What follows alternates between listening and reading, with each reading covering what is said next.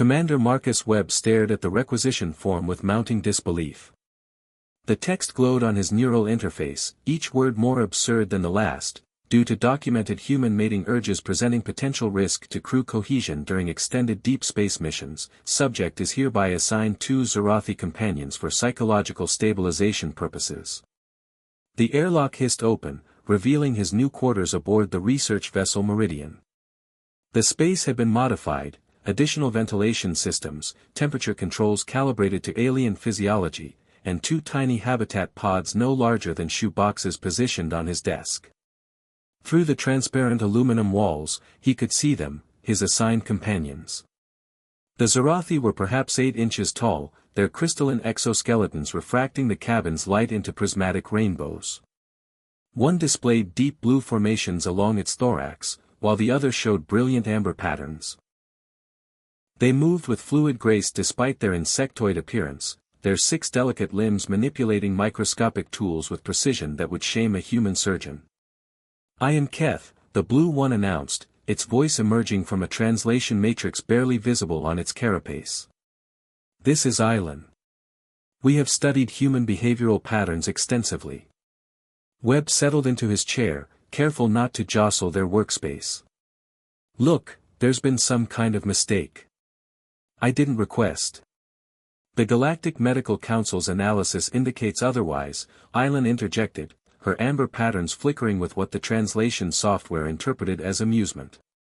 "Your psychological profile shows elevated stress markers consistent with what your species terms sexual frustration. Left unchecked, this could compromise mission parameters." "You've got to be kidding me." Webb rubbed his temples. 3 months into a 2-year survey mission to the Kepler 442 system, and now this. How exactly are 2 tiny aliens supposed to help with my alleged problem? Keth extended one delicate appendage toward a holographic display that materialized above their habitat. "Observe. Our species evolved beyond physical reproduction millennia ago. We achieve transcendence through harmonic neural resonance, what you might comprehend as mental intimacy." The display showed complex waveforms, neural pathway mappings, and quantum field interactions that made Webb's head spin. His xenobiology training had covered basic Zorathi physiology, but this was far beyond standard diplomatic protocols.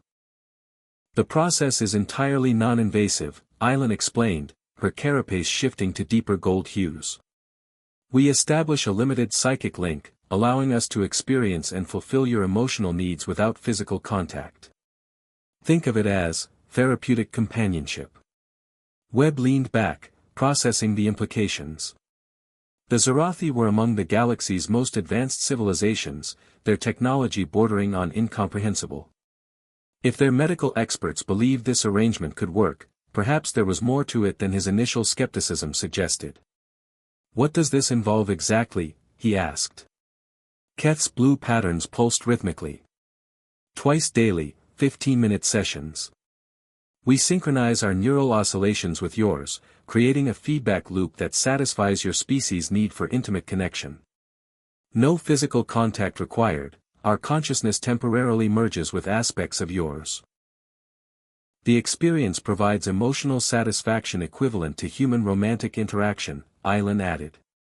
Previous test subjects reported significant improvements in mood, focus, and overall psychological stability. Webb considered his options. The alternative was 2 years of increasing isolation and frustration, potentially compromising not just his own performance but the entire mission. The Meridian carried vital equipment for establishing humanity's first permanent research station beyond the solar system. Personal discomfort seemed trivial compared to such stakes. "All right," he said finally. "When do we start?" Both Zorathi began emitting a soft harmonic frequency, their exoskeletons resonating like living crystals. As the sound intensified, Webb felt his consciousness begin to drift, becoming aware of 2 alien minds approaching his own with gentle curiosity. For the first time in months, the crushing loneliness of deep space began to recede. The stars outside his porthole seemed less cold, less distant. Perhaps the galaxy's strangest therapeutic intervention might actually work.